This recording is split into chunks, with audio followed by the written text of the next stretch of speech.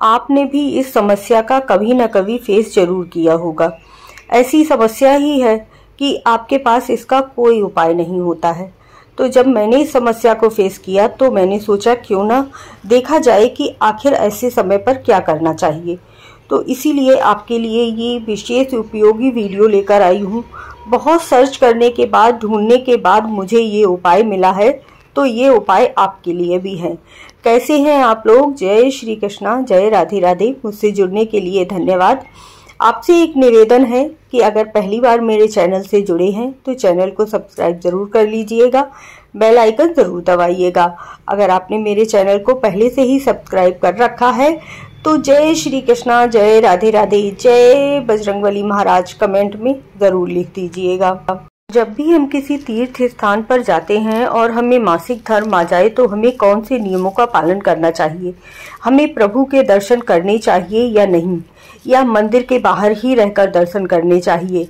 अगर मंदिर के अंदर जाते हैं तो कहीं पाप तो नहीं लग जाएगा? ऐसे बहुत सारे सवाल आपके मन में भी उठते होंगे, मेरे मन में भी उठे थे जब ऐसी समस्या मेरे साथ हुई थी। तो आपको ऐसे समय पर क्या करना चाहिए? पहली बात तो ये समझ लीजिए कि कभी भी किसी भी तीर्थ स्थान पर हम स्वयं नहीं जाते हैं जब तक कि वहाँ के भगवान की, वहाँ के प्रभु की, इष्ट देव की कृपा नहीं होती है। अगर हम किसी भी बजरंगबली महाराज के मंदिर में जा रहे हैं तो जब तक बजरंगबली महाराज हमें स्वयं नहीं बुलाते तब तक हम उस तीर्थ स्थान पर जाकर दर्शन कर ही नहीं सकते हैं। जब हमारे बहुत सारे पुण्य जागृत होते हैं तब प्रभु हमें अपने धाम में बुलाते हैं और दर्शन देते हैं। तो ऐसा मौका जो हमारे हजारों गुना पुण्यों के बाद हमें प्राप्त होता है, वह मासिक धर्म आ जाने की वजह से अगर हम दर्शन नहीं कर पाते हैं तो सोचिए कितना दुख होता है। ऐसे में हमें क्या करना चाहिए? बस यही सोचता है कि कोई ना कोई जरूर ऐसा उपाय हो जिससे करके मैं प्रभु के दर्शन कर सकूं। मैं इतनी दूर तक आई हूं और मैं यहाँ आकर अपने प्रभु, अपने इष्ट देव, अपने आराध्य के दर्शन नहीं कर पा रही हूँ। जब भी हम कहीं घूमने जाने का प्लान बनाते हैं तो अकेले तो नहीं जाते हैं, बहुत सारे लोग इकट्ठे होकर ही प्लान बनाते हैं। अब ऐसे में कोई ना कोई ऐसा जरूर होता है कि जिसे मासिक धर्म आ जाए, और जब ऐसा हो जाता है तो हमें क्या भगवान के दर्शन करने से पाप लगता है? ऐसा प्रश्न मेरे मन में जब उठा तब मैंने बहुत सारी वीडियो सर्च की, बहुत सारा ढूंढा। उसके बाद मैंने प्रेमानंद जी महाराज की वीडियो देखी, बहुत ही यूजफुल वीडियो थी। प्रेमानंद जी महाराज ने इस विषय पर बिल्कुल खुलकर बताया कि किस तरह से स्त्रियों को दर्शन करने चाहिए और कौन कौन से कार्य करने चाहिए। कैसे दर्शन करेंगी तो आपको पाप नहीं लगेगा। तो चलिए वीडियो को आगे बढ़ाते हुए आपको बताती हूँ कि आपको क्या करना है। तो देखिए, हम इतना धन खर्च करके प्रभु के दर्शन करने के लिए जा रहे हैं और प्रभु की बहुत बड़ी कृपा है जो उन्होंने अपने यहाँ हम लोगों को बुलाया है। अब ऐसे में बार बार तो कहीं आना जाना हो नहीं पाता है, तो हमें प्रभु के दर्शन जरूर ही कर लेने चाहिए। हम दर्शन आंखों से करेंगे। शुद्धता, आप सुबह जहाँ भी होटल में या कहीं भी ठहरे हैं ना, स्नान आदि कर लीजिए, शुद्ध हो जाइए, साफ हो जाइए और उसके बाद सीधा मंदिर में जाकर सबसे पहले दर्शन कीजिए।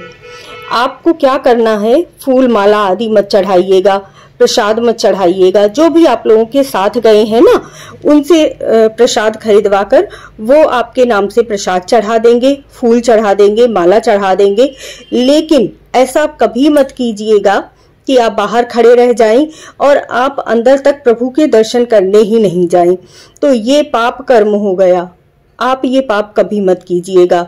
मासिक धर्म एक प्रकृति है जो हर स्त्री को, इसी की वजह से तो वह जननी कहलाती है, एक जन्म देती है।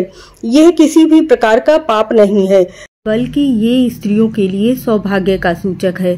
प्रेमानंद जी महाराज ने ये भी बताया कि जब इंद्र देवता ने वृत्तासुर का वध कर दिया तब उन्हें ब्रह्म हत्या का पाप लगा था। उस ब्रह्म हत्या को ब्रह्म ऋषियों ने अलग अलग तरीके से विभाजित किया जिससे कि ब्रह्म हत्या का पाप कम हो जाए। पहला भाग नदियों को दिया गया, जो नदियों में फेन आता है ना, वह भाग ब्रह्म हत्या का उन्होंने ले लिया। इसके बाद वृक्ष को दिया, जो गोंद निकलता है वह वृक्षों ने समर्पित कर लिया। तीसरा भाग भूमि को दिया गया जो भूमि बंजर हो गई, और चौथा भाग स्त्रियों को दिया गया जो मासिक धर्म के रूप में उन्हें प्राप्त हुआ।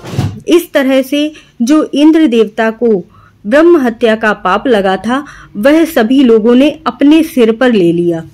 इसीलिए स्त्रियों को बिना किसी संकोच के किसी भी धार्मिक स्थल पर जाती हैं तो उन्हें भगवान के दर्शन करने चाहिए और भगवान से प्रार्थना करनी चाहिए कि आपने मुझे अपने दरबार में बुलाया, उसके लिए बहुत बहुत आभार, बहुत बहुत धन्यवाद। इसी तरह से मुझे अपने दर्शन देते रहिए और अपनी कृपा बनाकर रखिए। जय श्री कृष्णा, जय राधे राधे।